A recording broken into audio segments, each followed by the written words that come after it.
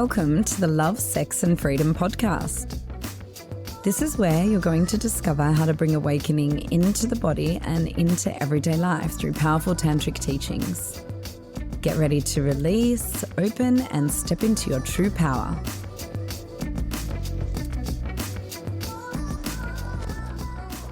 So it's always a good idea to come into the present moment, right? But often we have a lot of stuck energy from the past, stuck energy from the day. So singing, sounding, moving helps to release some of that. So let's all just have a little shake and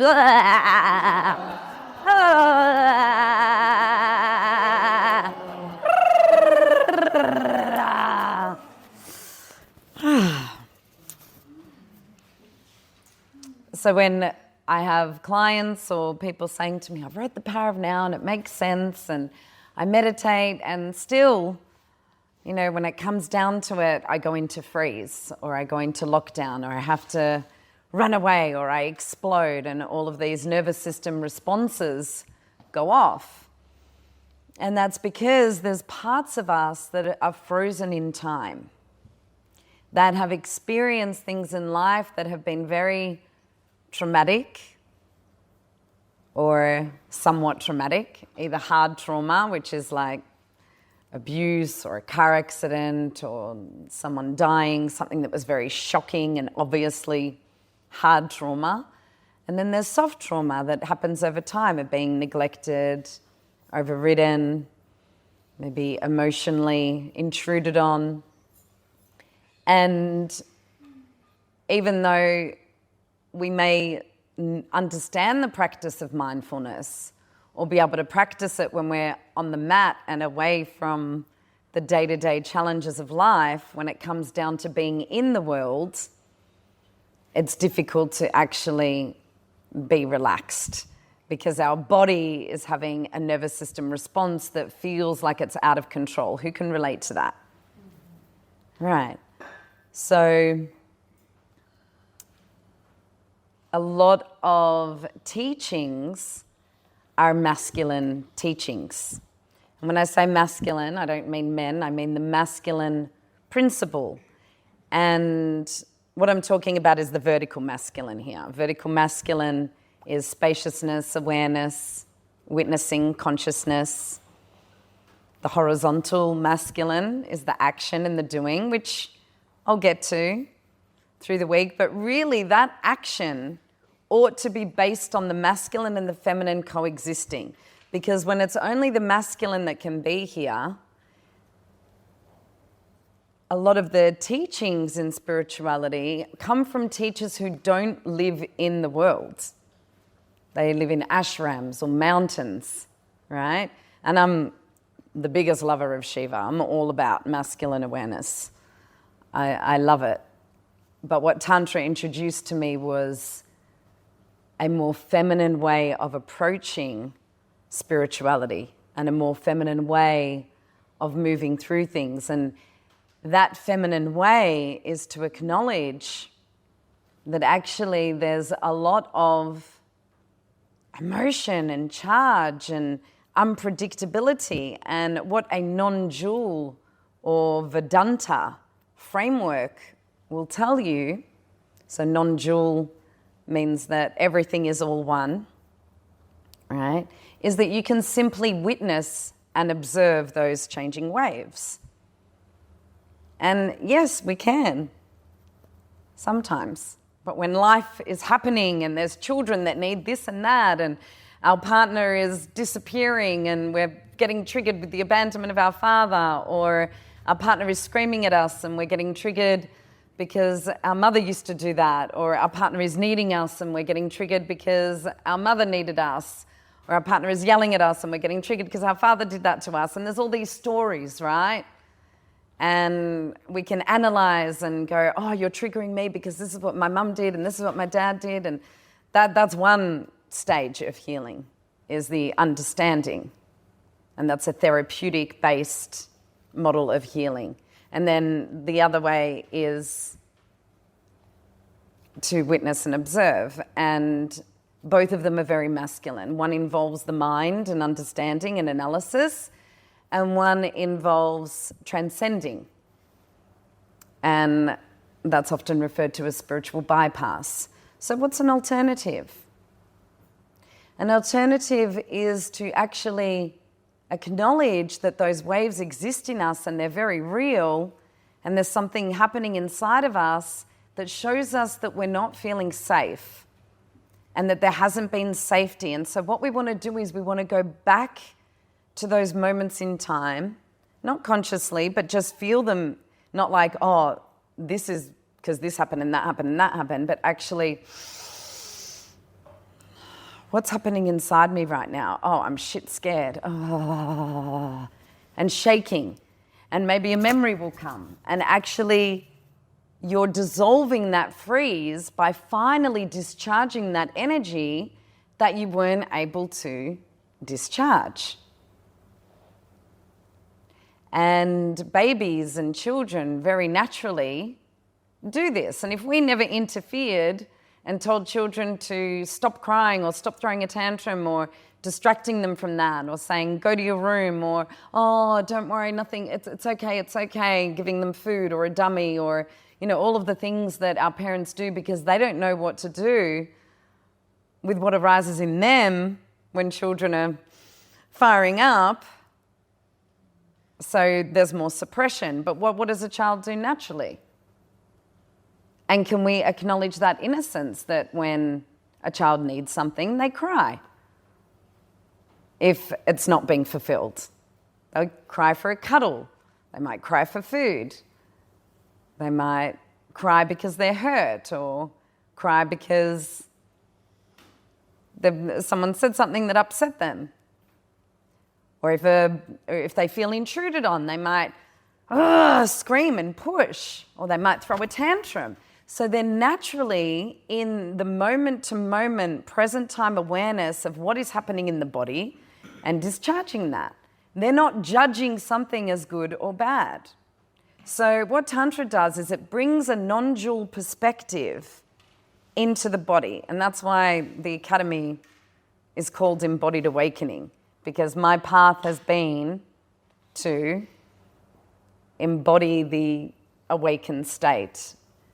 And pre-Tantra, the focus for me was on awakening, and then I started to focus on the embodiment and feel everything that was there and see the beauty in connecting these two together, which is what I want to spend the next hour or so really supporting you to feel and cultivate within you. And last night I said it's not about balancing masculine and feminine. It's about letting them coexist. And what does that mean? It means that there's a silent enough space within you that actually those waves are being given permission to be fully felt. And that doesn't mean dumping them on people. Doesn't have to involve other people. Sometimes it does involve other people. It means not resisting them, feeling them fully, and then sometimes expressing a need that you have or a boundary that you have. Everyone take a deep breath.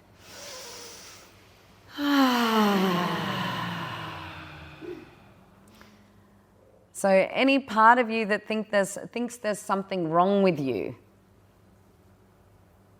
for feeling not just peace, because a lot of the masculine traditions focus on the peace and stillness being there all the time. But if you think about it, a child's in their most natural state, right? This is our most innocently embodied, awakened state, because there's not a lot of mind. They're basically sensory organs. Imagine if you did to a baby or a small child what you do to yourself when you feel sad, which is to put that child in a room somewhere inside of you, ignore it, repress it, and distract yourself. And we all have different addictions and distractions. Maybe it's work. Maybe it's a joint. Maybe it's a glass of wine. Maybe it's TV. And I'm not saying any of these things are bad. It's all about intention and why we're utilizing these things. Because a lot of those times, what's happening is we're utilizing these external stimulations as a way to escape from what's here. So if you could feel all of that energy as what's natural and innocent, imagine just ignoring a child when they're crying or when they're angry. And sometimes children do get very ignored in those states. And what happens? They either become very small and contracted and have no confidence in life, or they become very aggressive and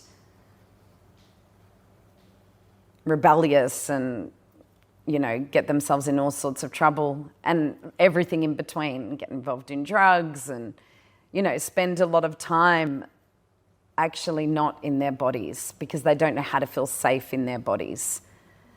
So for all the parents in the room and the people who are going to become parents, the best thing that you can do for a child is to be lovingly present to their emotions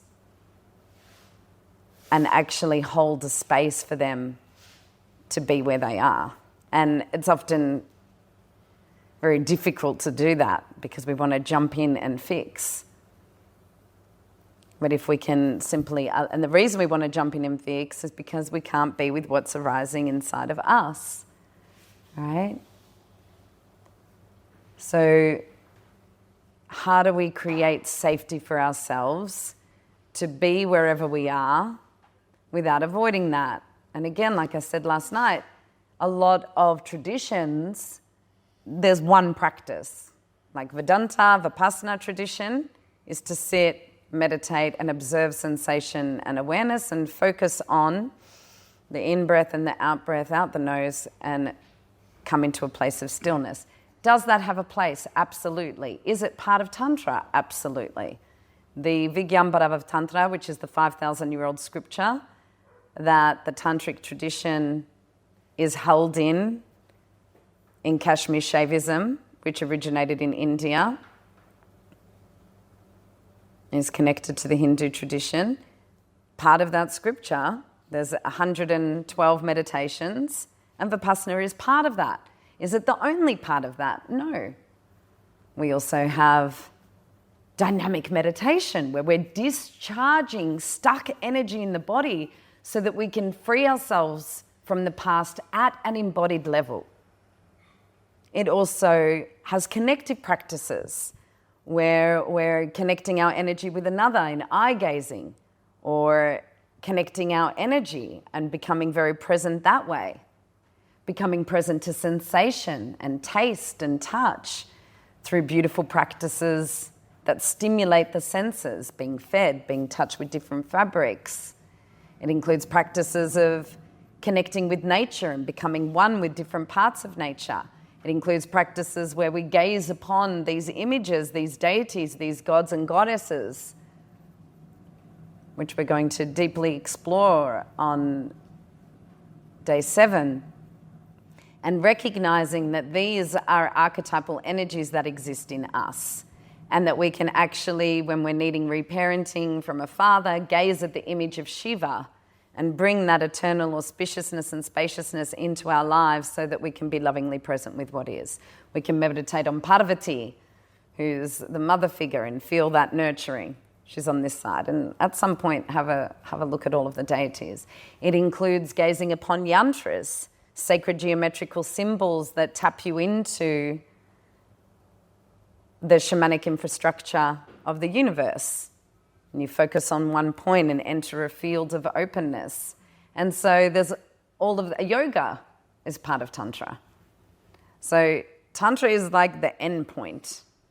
It's when you've tried everything else and then you realize that none of it's worked actually for you to just be a relaxed individual and be able to live in the world.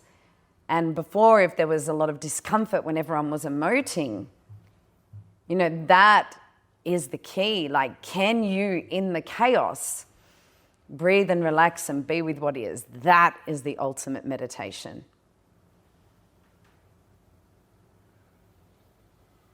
When no matter what is going on around you, you can be like the sky, that is holding it all without judgment. You can be like the earth that is still growing her beautiful fruits and vegetables and trees, even when there's pillage. And that is divine feminine, divine masculine energy moving and working its way through the seasons, through the unpredictable nature of life force energy. So part of the sadhana, the practice of Tantra, is to be with what is arising without running, without fighting, and with a deep curiosity of what's happening here, and finding those answers within you and not judging them. So I'm going to just take you through a very gentle practice. Close down the eyes.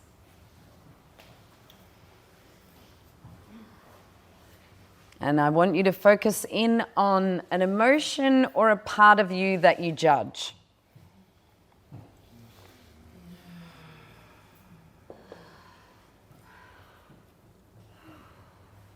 And the tendency is to want to get rid of this part. The tendency is to want to escape this part. The tendency is to want to change this part. Let's shift that tendency today and instead give it the same undivided love and attention that you would hopefully give to a child who is needing your attention. So just keep breathing into the body, close down the eyes, shift your focus from the external to the internal. That's the practice of Tantra. Turn inward.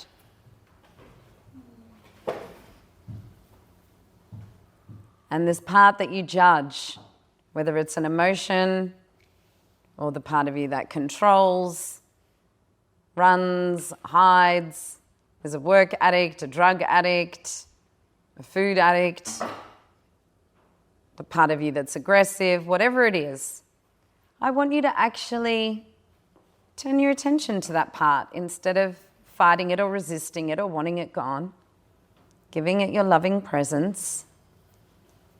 Say hello to it. So find where it is in the body and bring your hands there. Just trust yourself.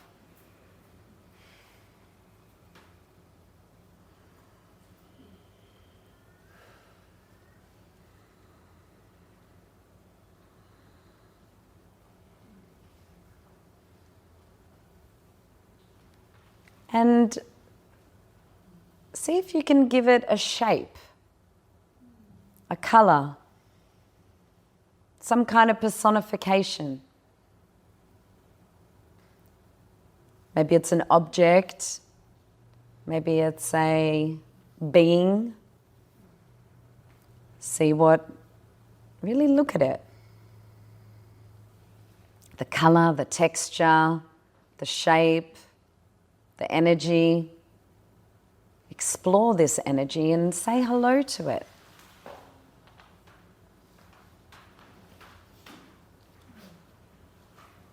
And notice how you feel when you connect with this part.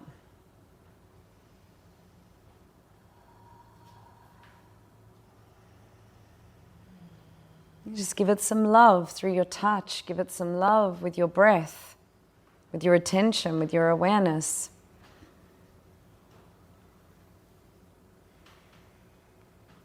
And you're going to interact with this part now. Ask it, what's your name?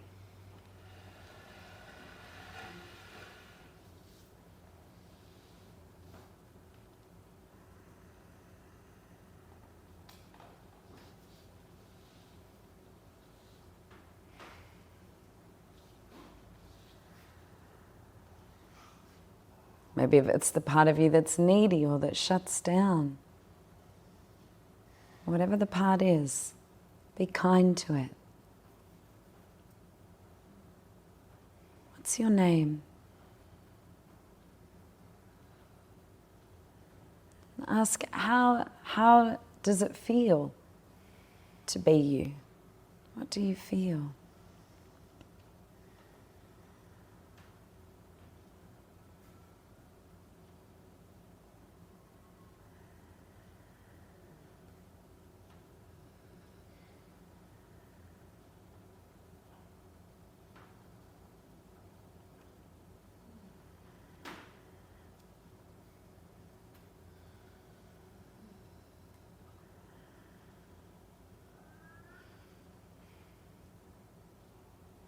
How long have you been around?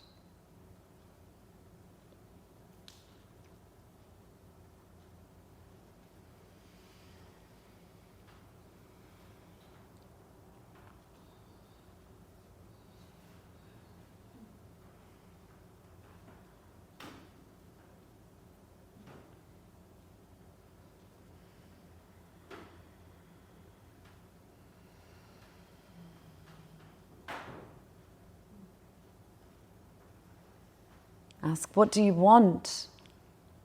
What do you need? Get to know this part.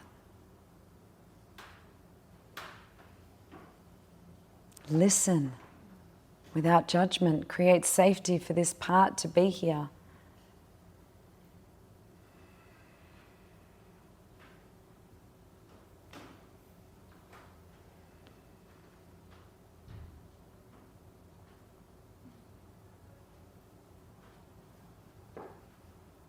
How would you feel if you got what you needed?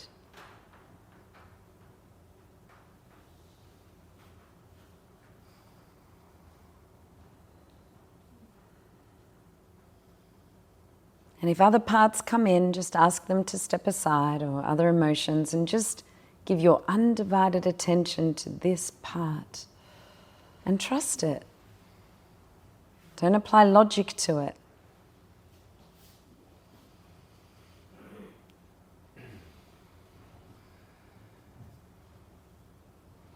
If thoughts come in, watch them, notice them, don't believe them. Come back to the part.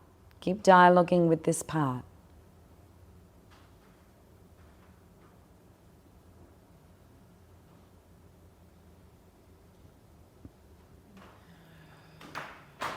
Ask what it's afraid of.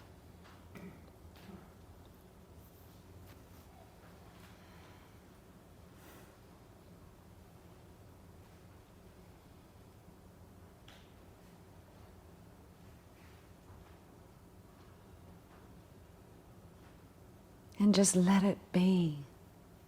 Let it be.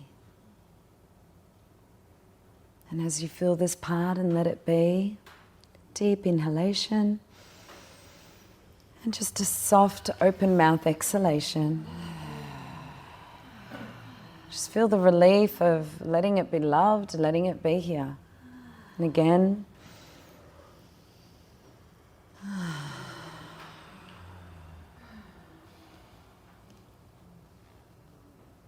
And now ask this part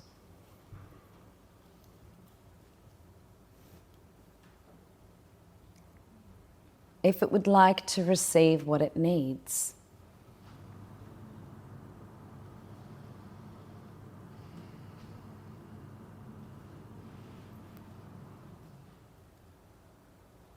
And if it says yes, when it says yes, give it what it needs. Use your touch, use your breath, channel that energy, bring your higher self in. Let your higher self intuitively also give this part what it needs.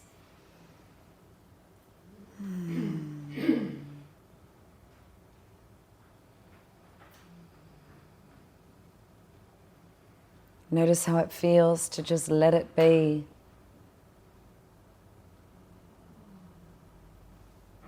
To give this part your loving presence without any agenda to fix it.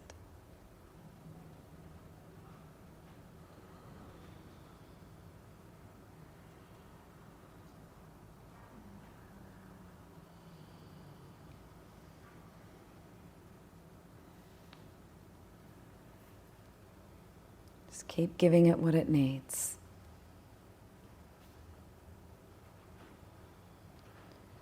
Breathing deeply into the body as you're doing that. Letting out a soft sound as you receive and feel your needs being met. Even if that soft sound is just the sound of the exhalation.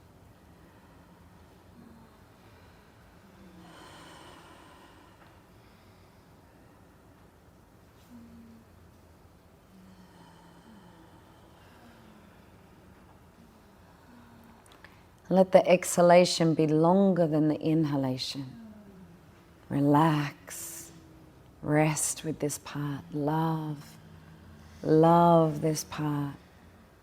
Love this part. Love yourself. This is a part of you. It's okay.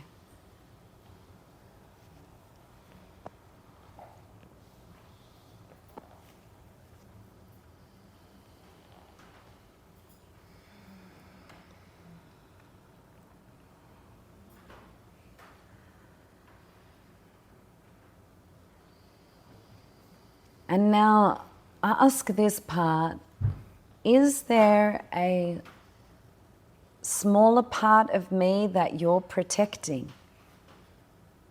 Is there an inner child that you're protecting? And can I please see this inner child? Nothing is here for no reason. This part of you is here for a reason. What part of you is it protecting? Ask to see that little girl, that little boy that it's protecting.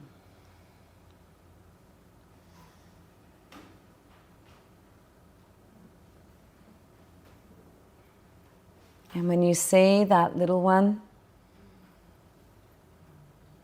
spend some time with him or her. See him or her. Even thank this part of you that's been protecting this little girl, this little boy. Say thank you instead of judging it. Thank you. Now be with this child.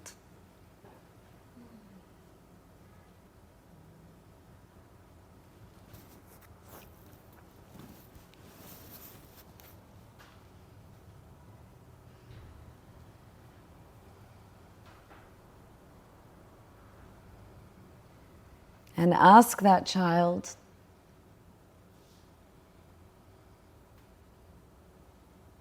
what do you need?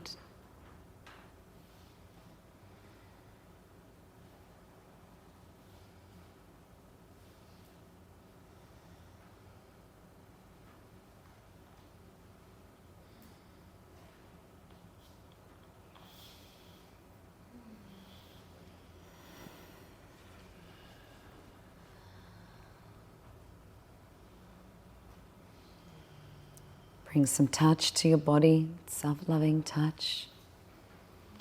As you give this child what she or he needs in your imagination.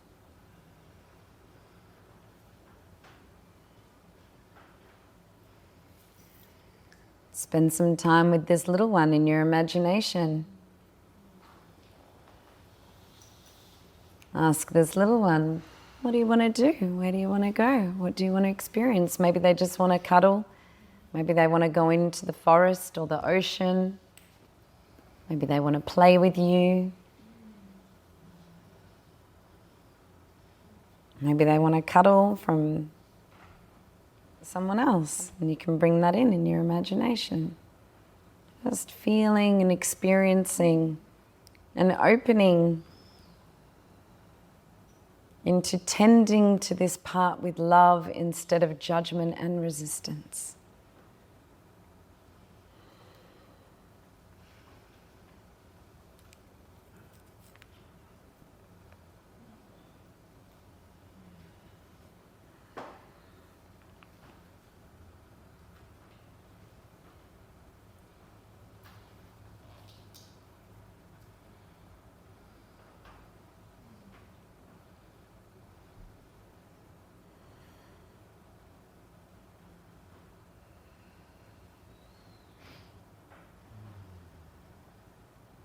It's okay to be with every part of you. The parts you judge have messages for you.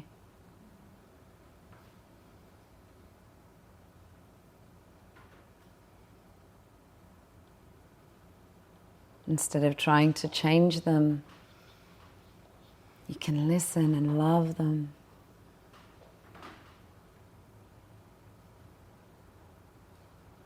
Taking a deep breath in. Letting that part know that you'll be back and that you're going to be much more loving towards it, letting that little one know that you'll be back and completing in whatever way you feel, but make sure you thank the part that's been protecting that child.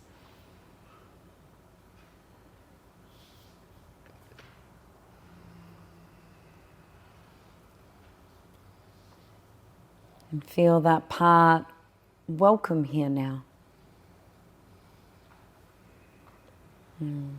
Open your eyes when you're ready.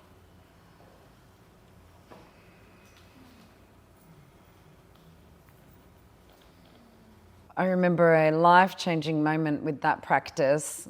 I always have had a lot of judgment on my anger, and so I was always very dead set on never being angry. And pre-Tantra, what that resulted in was a lot of repression, and then I would have my biannual blow-ups, as my people around me would coin it, where it's like I would destroy everything that was around me. So I'd just push all that down, love and light, love and light, love and light, until I just couldn't hold it back anymore. And one time I ran a boyfriend into a gate and then just kept driving, didn't even look back to see if he was okay until I got home and collected myself. And that's called blind rage. Another time I shook this poor little baby when she was 2, just like shook her and threw her on the bed. She still remembers it. And I would like beat myself up so much about it. And then when I first did this practice and I went to that anger, what it was protecting was the part of me that whenever I was vulnerable and whenever I shared what I needed, I was called, oh, don't be ridiculous. Stop being so sensitive. And so it became very obvious to me at a very early age that it wasn't safe to be vulnerable. So to this day, my default is to be angry first, because that's a lot easier for me to access.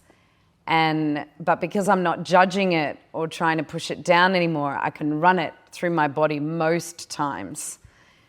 But if I'm really activated and really triggered, it's like, it feels impossible for me to get to that vulnerability. So, you know, I share with my partners, including Tees, I'm like, it's really hard for me to come with vulnerability first. There's usually a layer of anger.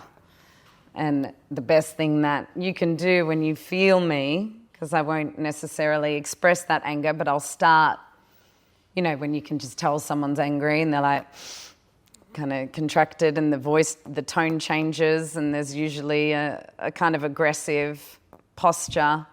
Like the best thing you can do in those moments is to just say, hey, come here, I just want to hold you. And there was one time where Tees and I was angry, and, you know, I'd kind of shared, and we got to a point where we'd meditated on it, and both of us individually feeling what was there, and there was a melting, but I was still quite guarded.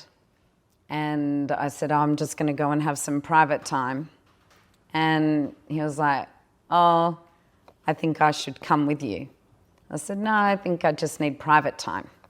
And he said, no, I think I should come with you.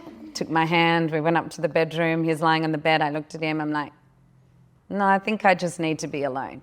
He's like, no, I think you need a hug, right? And so I nestled into him, and then I could cry. But in those moments, it feels so hard because of whatever associations we have, but it's much easier to be with all of that and to open into something else when we're aware of it. And the only way we can be aware, the only way we can come to know ourselves and to share parts of ourselves with our loved ones so that they really see us and see our struggles and can support in the best way they can without, you know, them being the dependency, which I'll go into in a moment, is for us to share that and be aware of that. But if you're not actually going in to the deeper layers, you're staying with that thin layer of consciousness. It's a very thin layer.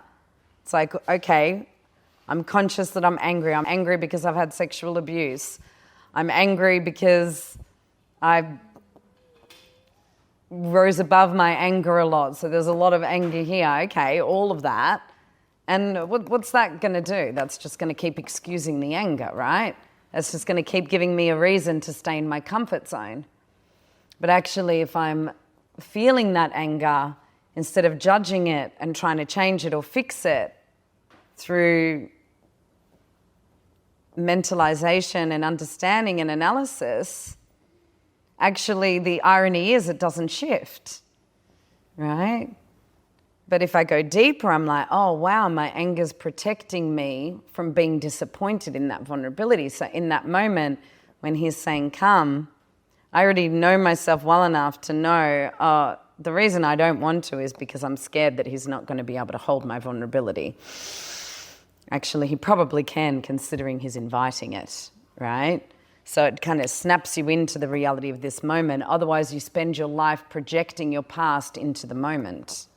And it's so healing when you allow yourself to have a different experience and create safety for yourself to have a different experience and allow others to create that safety for you.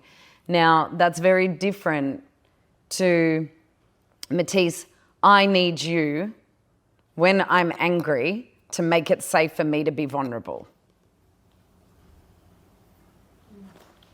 It's like, this is where I'm at. It's hard for me to be vulnerable. If you can, just kind of see beyond the bullshit of what's on the top layer and encourage a hug, it's going to help me. Do you see the difference in that sharing? One comes from self-awareness, another one comes from needing someone to be your savior.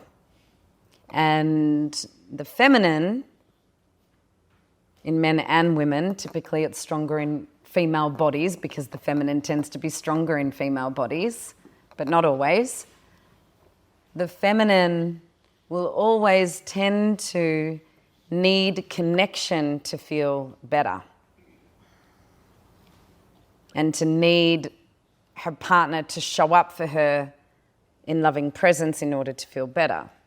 The masculine will tend to need space in order to feel better. But both of them is depending on something happening external. So what if the masculine could find space without disconnecting and running? And I'm going to say something a bit controversial, acting like a little boy and running away whenever the feminine is feeling something. Or the little girl in the woman, anytime she's feeling something, acting like a little girl and go, daddy, daddy, save me. So what happens when instead of the feminine grasping for the masculine to be the savior, instead of the masculine needing space in order to feel free, we started to really take responsibility for these parts and approach them differently, which again comes back to the question that I'm going to repeat over and over again this week. How can I be with what's arising in me without creating separation? Without creating separation, can I stay? And sometimes we can't, especially if it isn't safe. Like, you know, if I'm carrying on like a 2-bob watch and Matisse knows that unless there's space, I'm going to keep carrying on, he's like, hey, I need that. And it doesn't happen very often, but he needs to take physical space. And that's fair enough. And we're both needing that space. So that happens sometimes. Or if I'm really needing connection, because whenever a man's needing space, that's not what the woman's needing. But if he's really needing it, you've got to take one for the team and go, right, yeah, I can see that. Or sometimes it might be the feminine saying, I know it's really hard for you right now, but all I need is for you to stay. And it's great when both people have that capacity. Does that make sense? And we're going to split the group up soon so that Matisse can spend some time with the men and I can spend some time with the women to go deeper into this, because it's so important. And what's equally important is that we have healthy boundaries around all of this, and that men don't become a beating bag for the feminine in the name of spirituality that says hold space, because it's fucking ridiculous. Some of the things that go on. It's like, you've got to hold my Kali, you've got to hold my rage, you've got to hold my anger. And she's spitting fireballs at him, emasculating the shit out of him, and basically telling him everything that actually belongs to her abuser or her father. Right? And this is a process of discerning within you what is coming from vulnerability, what is coming from the deep part of me, and what is coming from the guarded heart. And in my experience, the masculine, if there's real love there, will always show up for you where there's vulnerability.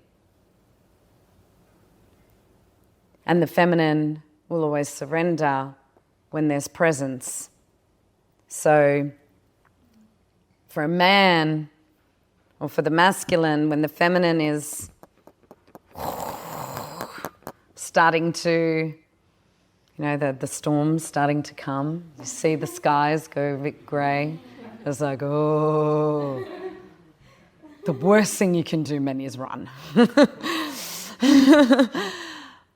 In that moment, if you could be present without taking it personally and just love her, it's not going to escalate. She will surrender if she also has within her the capacity to surrender to her own masculine.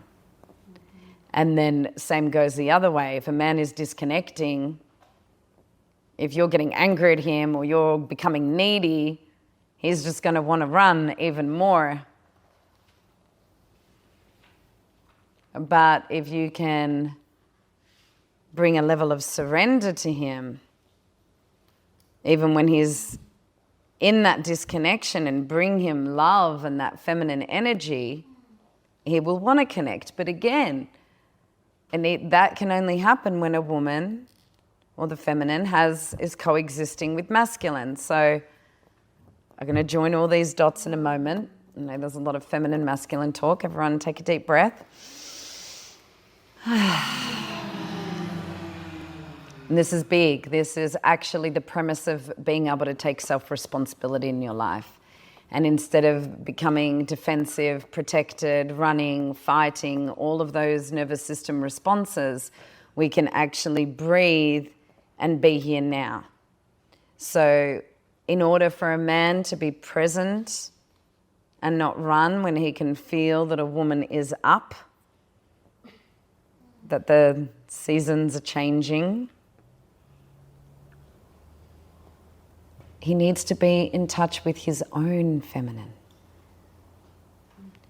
Because if he's only in his masculine, it's actually not safe for him, because he's not going to trust himself to honor his boundaries. But if he's feeling a deep connection to her and to his own feelings, he can trust himself and say, hey, this isn't okay, when he needs to say that. Because he can feel unsafety, he can feel the sadness, he can feel the frustration or the anger, and be able to express himself, but only when he's connected to his own feminine. And then same with a woman or someone who's very polarized in their feminine.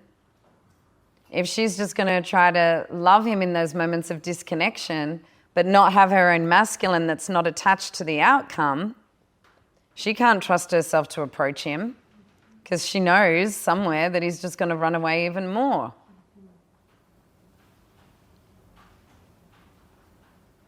So what happens when a woman is feeling a lot and a man is connected to his feminine? I can tell you, because I've had two partners who are very connected to their feminine, especially Tees. And so he will listen and feel me and feel himself at the same time, and be able to say, hey, can you speak to me with love?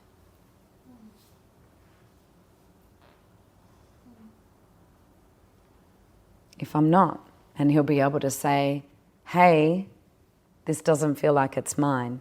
I need you to just take a few deep breaths or take some responsibility here. But when I'm just communicating from vulnerability, and maybe, at the beginning he might defend himself or something, and I might say, hey, can you just hold me without defending? And sometimes he doesn't defend himself at all.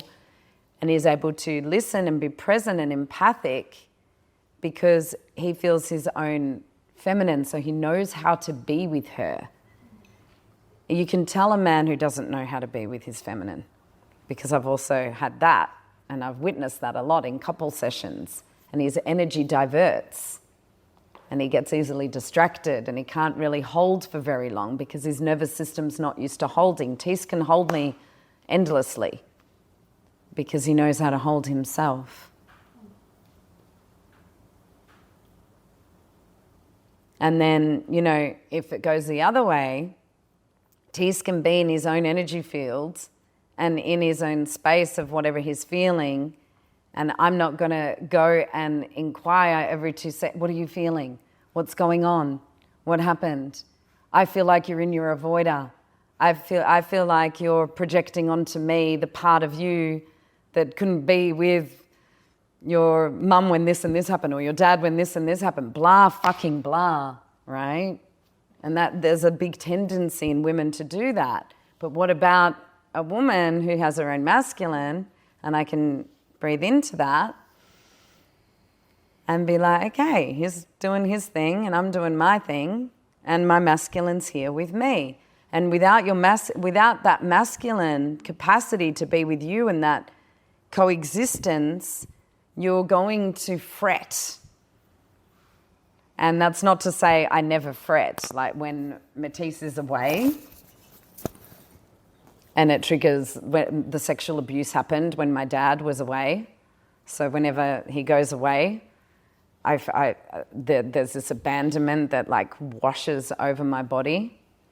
And actually, I've never felt it with another man strongly like this. Actually, really, usually when men are away, I feel a sense of relief because there's a part of me that can just come back to myself. But because Tees creates so much safety for me, and I feel like I can fully be myself, and he has held me in such vulnerability, when love, the more present love is, the more everything shows up when it's there, It's like, it's a bit of a catch-22.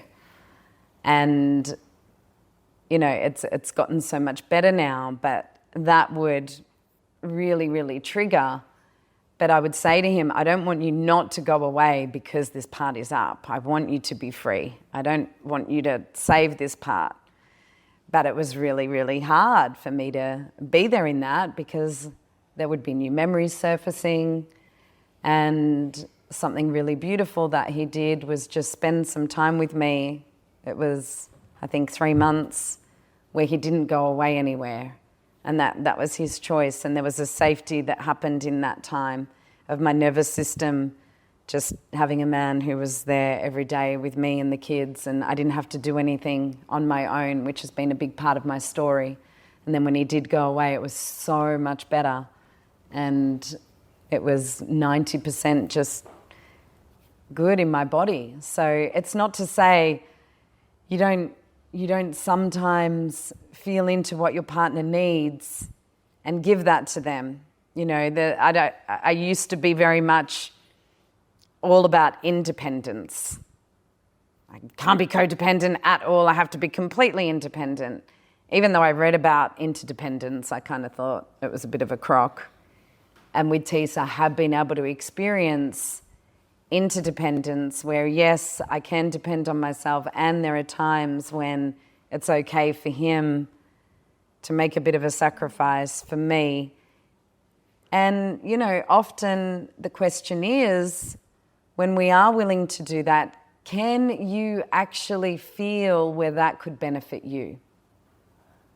So if I'm giving a man freedom, or if I'm going to stay there with a woman when I want to go, is that actually supporting growth in me? And the best gift that being with men for 10 years who were away from me more than they were here. I mean, I was married and not even living with my partner. I was with him for 5 years, and we would see each other on average twice a week. And then my partner before that was overseas in New Zealand or Europe teaching for more than half of the relationship. So at the time of that first relationship, I was with a Tantra school that was teaching me to really focus on my own masculine and not needing anything at all from the outer masculine. So I was spending a lot of time cultivating that and feeling into, okay, what's the energy that he brings me? Let me bring that into myself. And cultivating this energy, which has been an amazing journey. And from that journey, even though it was very extreme, I now have a part of me that can hold myself through anything. And then the opposite of that is to have your own feminine men that can nurture you and that you can feel without needing a woman to feel. Because often what happens is the only way a man actually feels and says what he needs is when a woman is up, right? And it's like she's expressing what he's suppressing, and now he gets to finally feel. So he's relying on her feminine to be in touch with his own feminine. Who can relate to that? All right, and then vice versa, the only way a woman can really feel is to have the presence of a man, like feel the real depths of her vulnerability.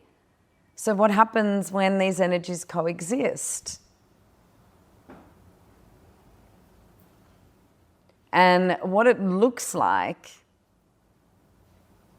and feels like is that in the moments of feeling unsafe, we're able to take the focus off the person, off the external situation, not straight away all the time, you know, we're human, but at least have the intention of, actually, there's all this charge in my body. I'm experiencing this, right? And see if we can let go of the story, let go of the focus on the external and check it out and feel what's there and not communicate until we have clarity around what we're experiencing and what we need. And if what we need is actually something from that person or what we need is something from ourselves. And imagine if when you communicated in relationships, the focus was not on the story, the focus was on how to move forward and actually give each other what we need and say like, hey, I feel sad. What I'm really needing, and I don't know if this is reasonable or if you can give it to me, and you're not actually asking with attachment to that, what I really need is for you to stay right now. Because this feels like too much for me to hold on my own, and that would create a lot of safety. And then if he says, no, I can't give you that, honoring that. And if he says yes, honoring that and expressing your gratitude for that, and vice versa. And it sounds simple, but you know what happens most of the time is this back and forth conversation of you did this, you did that, and this happened and that happened, and blah, blah, blah, blah, blah. But there's always a bigger picture of evolution for the relationship, and relationships are actually the best pathway to awakening. And when you have that safety within yourself, you actually won't tolerate someone treating you like shit anymore because you're not treating yourself like shit. You won't tolerate someone abandoning you because you're no longer abandoning yourself. You won't tolerate someone not listening or respecting you because you're listening and respecting yourself. Whoever you're with is a mirror of your own feminine and your own masculine.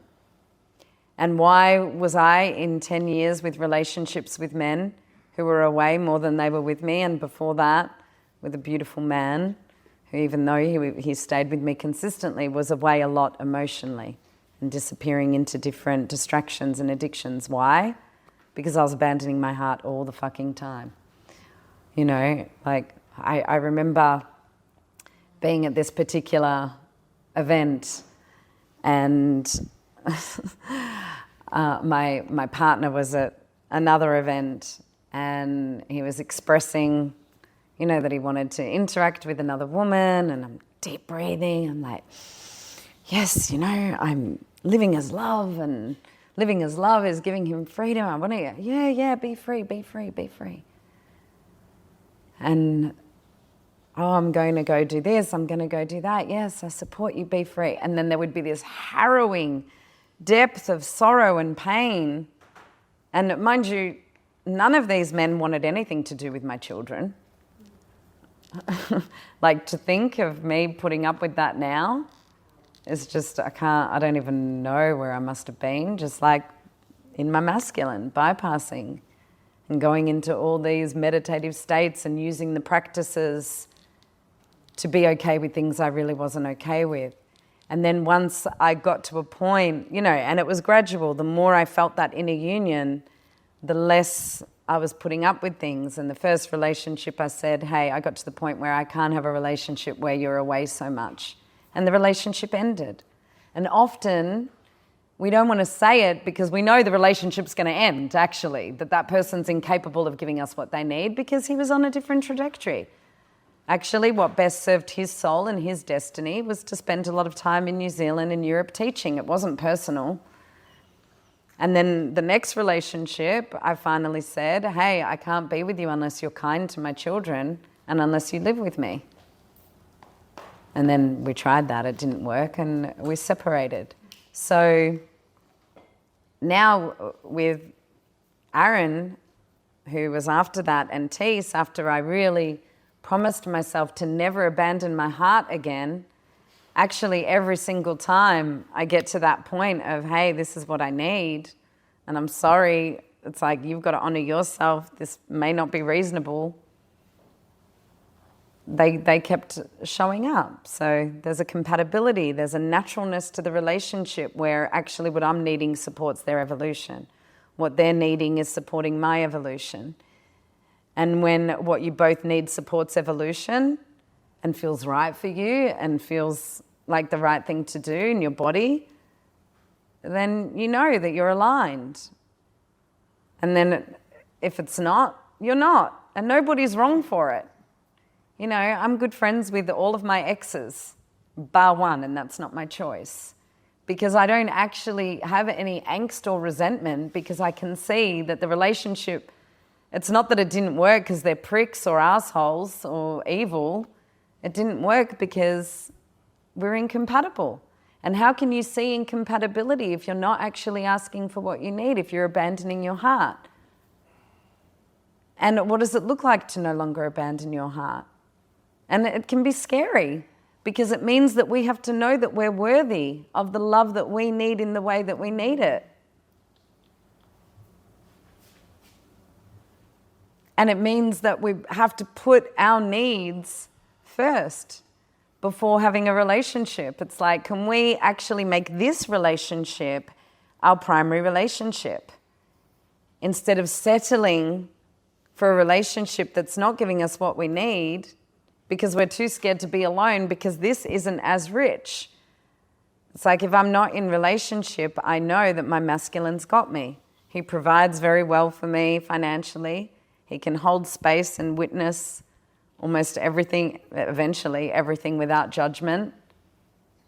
And he listens deeply to my intuition and to my imagination and acts on it, right? And so the level of fullness and richness in your own life and capacity to create safety for yourself and be in your joy and your ease is going to be directly connected to how attached you are to a relationship working or not working. And what's very new for me is that it's okay to need a man. And I don't want my teachings to come across as it's not okay to need a man. I have all of this and I have this great man and I absolutely need Tees sometimes. It's even just hard to say, It's like, I absolutely need Tees sometimes. I do, and I'd be fucking devastated if we're separated. And I've never been devastated with a breakup because I've let him in more than I've let anyone in, and he actually is really close to both of my kids, which is an absolute first. So there is a deep vulnerability in that. It's like when we open and let someone in, when we're vulnerable, we risk being hurt. So what I've realized is it's like, okay, everything I need, I have in here, and it's okay for someone else to make all of it so much more amazing, right? So let's just take a moment, bring your hands to your heart.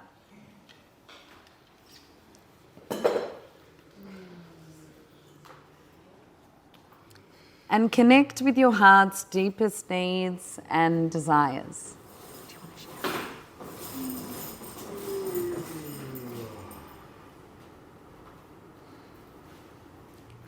And is there anywhere in your life where you're abandoning what you need, what you truly want, what you truly desire, because of fear of losing someone? Close your eyes, bring your attention inward.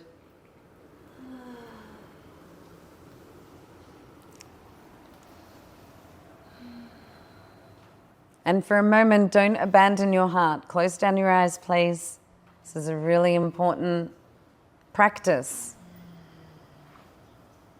What if you weren't abandoning your heart for spiritual principles, for money, for fear of losing love? None of it's fucking worth it. The money's not worth it if you're abandoning your heart. What do you want the money for? For one day to be happy? I've definitely learned that. It's not fucking worth it. What are you abandoning yourself for? A relationship that's based on you abandoning your heart? Is that really the relationship you want? Fuck that. Abandoning your heart because you were told from some well-meaning teacher that you're not supposed to have needs? You deserve to have what you need. You are fundamentally worthy. And there's a couple of you that keep opening your eyes. If you find yourself opening your eyes, it's the practice you need the most. What's your deepest desire? What are your heart's non-negotiables in relationship, in life? Where are you abandoning that? What if you were fundamentally worthy of having your desires and needs met? Fundamentally worthy of expressing what those needs are to your partner, or to your work colleagues, or your boss, your mother, your father, whatever, whoever. I want you to feel the longing in your heart. Breathe into that, allow it a sigh, a sound. Feeling what your heart truly longs for, needs and desires.